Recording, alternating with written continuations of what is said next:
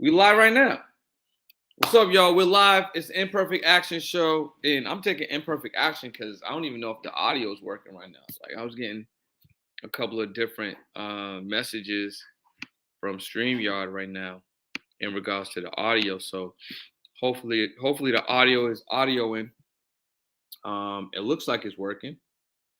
Today, we're going to be talking about the 6 primary business functions, which I think is important for people to understand the basic business functions on how you could grow your business or just make sales. Um, but first, let me just preface real quick. So if you're just jumping on the show for the first time, Imperfect Action Show. On this show, what we do is we teach a lesson, a principle, a strategy on a marketing sector or the business sector, give you a bunch of free gems with hopes that you take this information and you take imperfect action in your own business immediately, like today or this week or whatever, so you can get a fast result and it can get you to that next level. So generally what I do, sometimes I have a guest on, sometimes I rock solo. Today's one of the solo days. And I just got back from Atlanta, so I'm really fiery, if that makes any sense. I got a lot of stuff to share. But the 6 primary business functions, what today's topic is going to be. So generally around this time, what I do is I send a direct message to our community to let them know that we're rocking and socking, that we're live and things is going down. So that's what I'm going to do right now. I'm about to send a text message out. And if you want to join our text community, what you want to do is you want to text daily to 213-410-4920. Text daily to 213-410-4920. And not only do you get the alert when we go live, but you get daily motivation, the things that you need to make sure that you're on the right path. You know what I'm saying? Things like that. So let me send a quick little message. We are live right now. 6 primary business functions. So if you missed yesterday's show, I would definitely go back and watch it because Ellie, she murdered it, yo. Like she literally murked it talking about business systems 101. She murked it. So that's definitely something I would go back and watch. So I would encourage all you guys to go back and watch that as well. It was like too good. It was too good. So I'm gonna give a couple seconds or a couple minutes rather for people to jump in, to tap in. Welcome to our community. As you know, Imperfect Action, Monday through Friday for 30 minutes, 9:30 to 10 a.m. We just bring a lot of value. You see, welcome to our community. Whitney was popping. I see you. Boom. All right, cool. So yeah, today we're going to be talking about the 6 primary business functions, and it's really simple. It's literally simple. There's 6 simple things that you need to have in mind when you're looking to grow your business, looking to sell your product or sell your service. There's literally only 6. And if you can keep these 6 things in mind, if you can master these 6 things, it's just going to put you in a better position when you're looking to grow and navigate, get more sales, and just grow your community. To have an idea or a handle on, like, okay, what am I really doing here? You know, like I have a business, sure, I sell something, okay, but what is this customer's journey? What is the actual sales process? What are the things that I need to know, that I need to get down, that all of my consumers are gonna go through, that they're all going to experience, that I just need to make sure that I just know. Because if you don't know, then you're gonna drop the ball. And if you drop the ball, that means less sales, less emails, less text messages, less feedback, and less money in your pocket. I mean, honestly, let's just keep it a buck. It'll just be less money in your pocket. So there's 6 primary business functions, right? I'm going to drop them down. The first one is number 1 is lead capture, right? That's number 1. Lead capture. So you got to think, how are you generating leads for your thing, for your product, for your service? How are you doing it? Right? How are you doing it? Is it through word of mouth? Is it through referrals? Um, are you using video marketing? Are you paying for ads? Um, are you using influencer marketing? Like what is the thing that you're doing to lead capture? You have an opt-in page, website. Are you giving anything away for free? Are you using a YouTube channel? Like what are you doing to capture the leads? What are you doing to capture the leads? So that's number one. So you have to first understand that the first primary function is for you to generate leads, right? And then capture those leads. So how you generating the leads and how you capturing them, it's essentially the same exact thing. So that's number one. And there's so many different ways for you to go about it, but you just have to think. Primary function number one is always looking to generate leads. Generate, generate, generate, generate, generate. So you have to think about your business right now. Do you have a primary source, a guarantee mechanism, a guarantee strategy on how to generate leads? Or are you just kind of like, I've been getting, I sell and I do my service, the leads come. It needs to be guaranteed. It needs to be some type of function that is reliable. Like if you go to the faucet and you turn on the water, the water's coming. So you need to have something like, what's your faucet in your business to bring your lead water flow? You know what I'm saying? Like what are you doing? What do you have in place to generate leads? Like what do you have? And if you're watching this right now, you can definitely drop what you have in the chat if you have something that's working, so other people can see what you got going on and maybe they can adopt it. But like I said, okay. So the first primary business function is lead capture, right? Lead generation. Number two, the second primary business function is going to be lead nurturing, because everyone doesn't buy immediately. Lead nurturing. Well, how do you lead nurture? Well, you got to think about it. Just look at it in terms of a relationship, right? Your leads are like the first, not even a first date. The leads is like, oh, I'm interested. I'm interested. Your client may be interested in working with you. You may be interested in working with your client. So let's look at it in a relationship form, right? You have to develop a relationship. So there might be some courtship involved. What is that in relation to your business? Well, maybe you're going live for free. Maybe you're sending out free emails, free text messages. Maybe you're sending links to podcasts. Maybe you're seeing different ways that you can add value. Maybe you're reaching out for help. How can I help you? How can I serve you? Oh, here's some more free information. Think about different ways that you're going to be developed in relationship. Think about friendships that you have right now, and like, how did you guys become friends? Hey, you want to go get some coffee? Maybe you guys are coffee buddies. Maybe you're gym buddies. Maybe you're hiking buddies, right? You find some type of synergy between you and your consumer, how you can serve them and consistently serve them and nurture that relationship. So then when it's time for you to do number three, which number three is sales, it's not such a hard transition because you've been nurturing them for however long you've been nurturing them. And I posted something the other day talking about the 545-5. Basically, at any given time, there's 5% that's ready to purchase right now. There's 5% of the population. Like literally, there's people right now that are solution aware. And because they're solution aware, they're just looking for whoever can solve their problem. And if you show up right now, today, with the solution to solve their problem, they're going to buy. It doesn't matter who you are because they're solution aware. They're just looking for the best fit for them. 45% of the time, there's people that they don't really know. Like, are they problem aware? Maybe not, right? So you have to nurture them,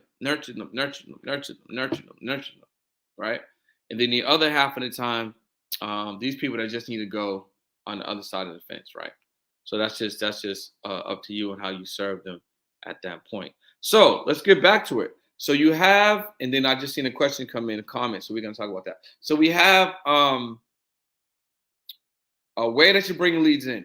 That's number one. You have to be so fixated on this works. This is how I capture leads, because you got to look at your leads as potential money, right? You cannot be void of having leads. If you're void of having leads, you're going to be void of having money. So you need to always have some type of mechanism that's going to be bringing you new potential people. That if they're not ready to work with you right now, at least you can throw them in your nurturing process, and then they will be ready at some point. You're going to be cooking them up, right? So generating leads, lead capture. How you capture? We're going fishing, railing them in, right? We're capturing. Number two, now that we have them, how do we get them ripe and primed for selling? Well, some people are just ready to go. They've done their research, they're solution aware. They know that what you have is what they need. You don't have to win them over. They came through your lead capture process. They're ready to go. But for the majority of everyone else, they need to be massaged. They need to be nurtured. They need to be deep in a relationship. They got to have a deeper relationship with you. They got to feel comfortable, like they want to work with you. They got to, gain a little bit of trust in a sense too, right? So once they're being nurtured, now it's like free value, free value, free value, free value. Here's some more free value. Here, this to help you today. Here, hey, I'm around today. Hey, what's up? Check out this live. Check out this, check out this, check out this. Then you can hit them with the click the link in my bio, purchase my such and such, check out this service. I got this webinar. I got this this book. Whatever your thing is. I got this mastermind. I got a coaching program. After you capture them, you nurture them for a while, and then you can ask for the sale, which you should be doing anyway. Everyone should be asking. There should be no indirect like, hey, so you think about paying? Nah. A vendor hit me the other day and it was like, hey, did you happen to check out the link in our bio? And I'm like, what is he talking about? So I go to the link in the bio, I'm scrolling down, I'm like, what is he talking about? So I eventually just figured out in my mind, okay, maybe he's asking for money, right? So then I messaged him like, did you mean like, did I pay the invoice? He's like, yeah. I'm like, well, why don't you just ask me if I paid the invoice? So that's what a lot of you guys should be knowing. You should just be, not afraid to ask for the sale. So far we got lead capture, right? Which is also lead generation, lead nurturing, developing our relationship, and then presenting the sale, asking for the sale.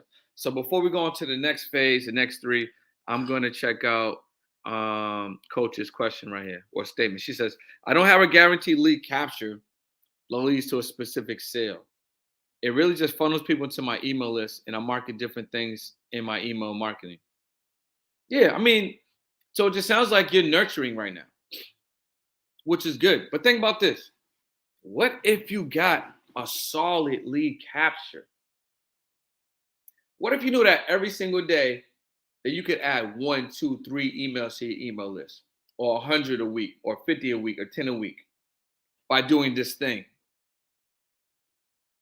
How many more opportunities would you have in your email marketing to then funnel into the sale, right? Because it's simple math. Let's look at it like this. Let's say you had about 10 clients, right? And those 10 clients brought you about, let's say the 10 clients was about $100. 10 clients, $100, it's $1,000 right there, right? So let's say you wanted to make $5,000. Well, it's 50 clients at $100. Well, how do you get 50 clients? Well, let's say 50 clients, right? 50 clients are $100. It's 5,000, right? So to get 50 clients, that means you need to market. Let's say you got a 10% closing rate. Let's say you need to market to at least 500 people.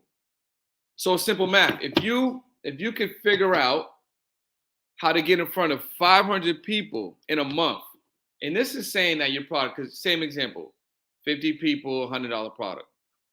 So if you can figure out how to get in front of 500 people with your same offer, not even necessarily getting better, but your same offer, but you knew if you went to this event, this virtual event, and you showed up here, you did this or you did that, 500 people would see your thing with the exact same process, not getting any better. with a 10% closing rate, which is like the bare minimum, it's $5,000 because more people get to see your thing. So number one is vital. It's important. Like, how are you getting in front of more people? And how can you guarantee that you get in front of more people, right? So that's lead nurturing.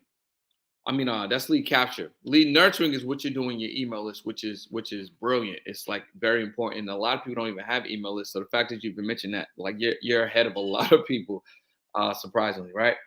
And then asking for the sale. So then I would just say, like, what is your frequency when asking for the sale, and how many different offers you currently have going on where you're asking for the sale, right? And how many times in between the sales that you're asking for are you providing free value and nurturing that relationship, right?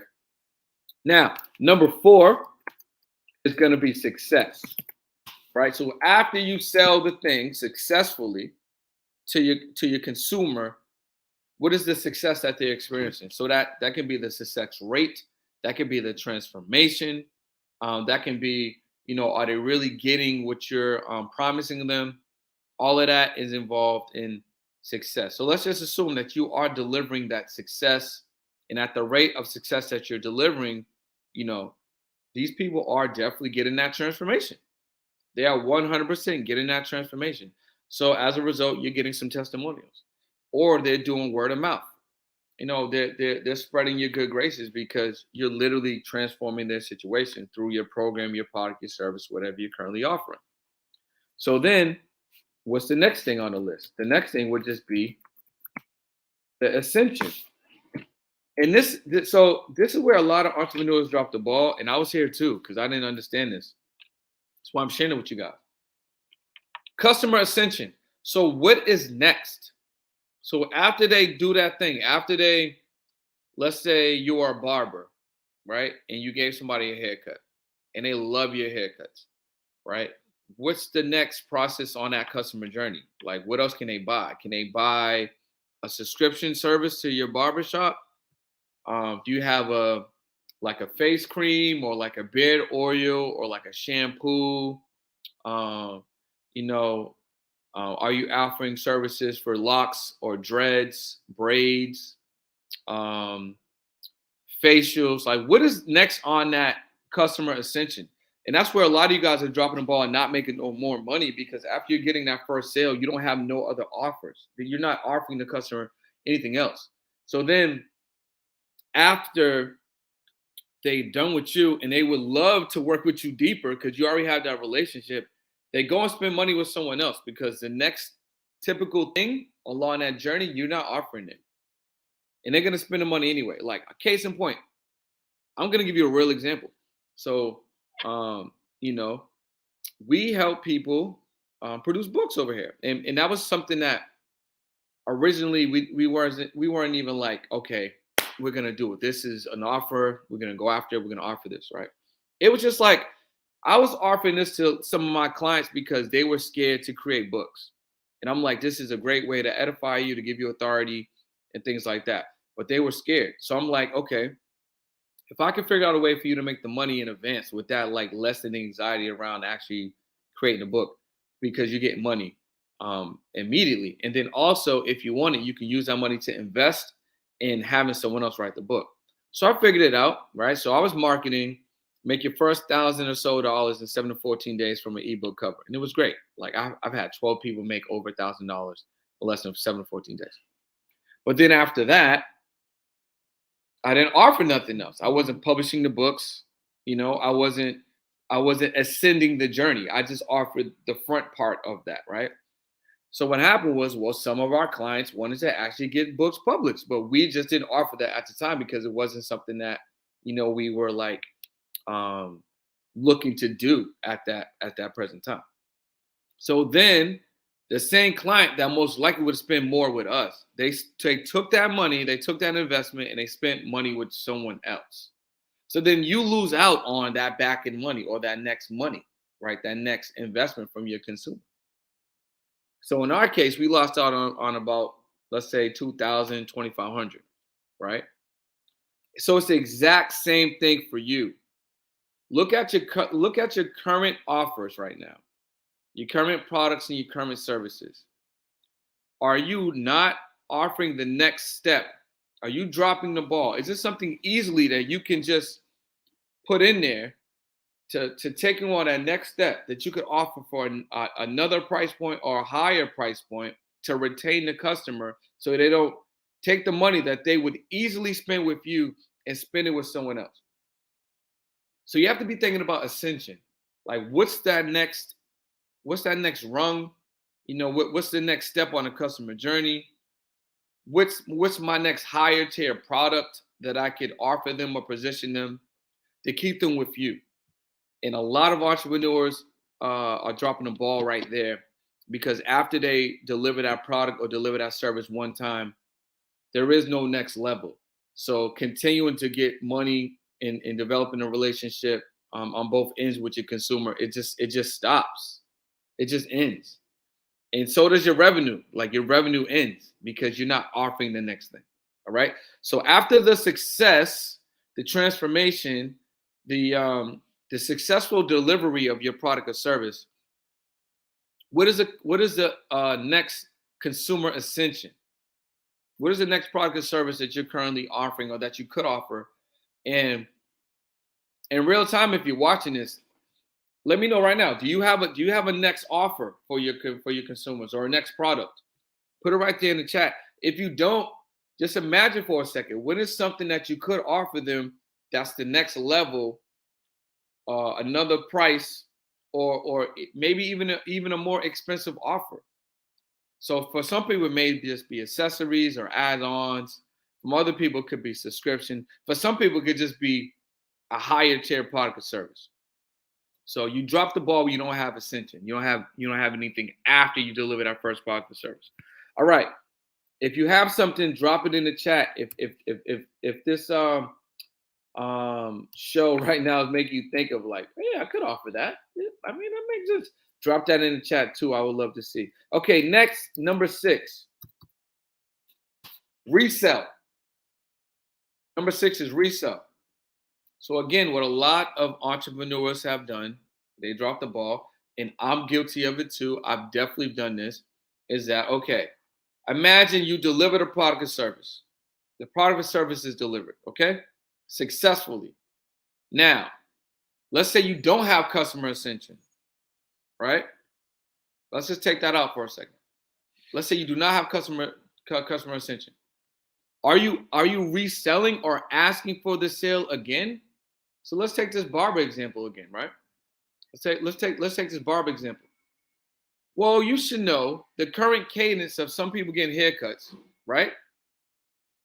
The current cadence of people getting haircuts may be 2 weeks. It could be a month. And if you're really good professional, you would know, okay, Brennan gets his hair cut about, every week or so because he got the bald. He want to stay fresh. Let's say Dre's on here. Let's say Dre, he gets right every month. So if you're an astute professional, you would have detailed log of, okay, how often are my people coming in, right? That's what you should do. But let's say you're not even doing that, but you got a really good memory. Well, what's the average time people normally come to get their haircuts? Well, do you have a mechanism, whether manually or automation, that you are hitting people up, your current customers, to remind them to come in? Because people are busy. They got a lot going on with social media and like the way technology is coming out. Attention spans are very, very small right now. So it would be really up to you, right, to take advantage, right, of reminding your current customers that, hey, Brendan, it's been about a week, man. I know we got to keep you right. So make sure you schedule your next appointment to get your beard done, to get your haircut. And that's another area where a lot of entrepreneurs are dropping the ball. They are not following up to resell their consumer. They just in the relationship after the sale. The relationship is literally done after the sale. So think about this. If you have ascension in there after the sale, and then you have the resale mechanism, they could be in one or two of your products at the same time, and you could be reselling them, keeping them in both of them, potentially, right? Maximizing your ROI from the consumer. by just reselling to them, which is basically reminding them that you're here. And they've done business with you in the past, so they're going to continue to do business with you. But if you're not being proactive, reselling and reminding, they're going to spend that money with somebody else because someone else is going to be better at nurturing their relationship. They're going to take your client. I think we get a little like emboldening, like, oh yeah, I do this service and I do this product. They're just going to be around. They're just going to show up. You know what I mean? They're just going to be here.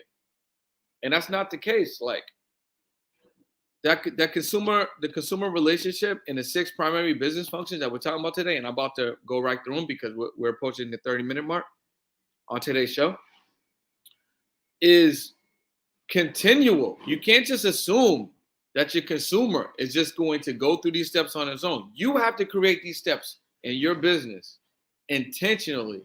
You have to also know and identify, right? Identify, okay, these are the steps that my consumer is going to go through. So I need to make sure I have these things in place. So if you're just jumping on, we're talking about the 6 primary business functions. This is an Imperfect Action show. On this show, right, we drop principles. We drop strategies. We give you a lot of gems and encourage you to take this information in and take imperfect, immediate action to elevate your business. So hopefully you guys learned a lot because there's some gems here. Let me tell you, there's a lot of things that I did not have. I did not know.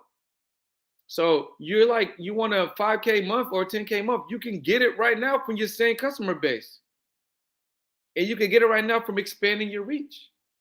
But you're doing the same thing over and over, relying on the same things, and it's not working. You can literally just make sure that you're incorporating these 6 primary business functions. So let's go through them. Lead generation, lead capture. You have to have some type of mechanism that is reliable to bring you leads. Number 2, lead nurturing. Now that you have the lead, what is that journey going to be like for them to be chefed up or warmed up or have that relationship developed on a deeper level so they can know, like, and trust you, which then moves us to number 3, which is offering the sale, presenting them with your offers, presenting them with your product and your service, right? After you successfully sell them and they get that transformation, you deliver that deliverable and they're happy with you. Well, then, right, you have that success. So lead generation, nurturing, lead generation, which is lead capture, lead nurturing, right? You have the sale. Then number 4 is the success. So once you are successfully delivering that promise that you said that you was going to do, that product or that service, right? After that, you can get a testimonial, or they're going to be speaking your praises, word of mouth, referrals, whatever the case may be. Now they want to go to the next level. But do you offer a next level?